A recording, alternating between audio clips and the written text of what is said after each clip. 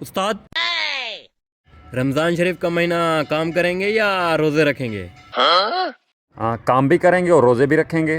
पूरा महीना छुट्टी करेंगे क्या? कहाँ काम करेंगे?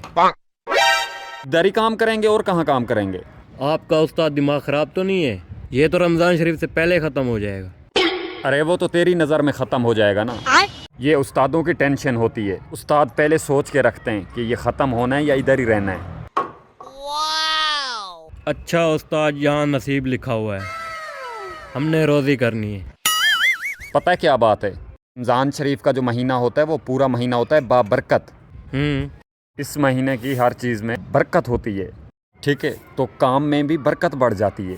काम ख़त्म ही नहीं होता, ऐसा लगता है 2 दिन का काम है, लेकिन बरकत की वजह से बढ़ जाता है।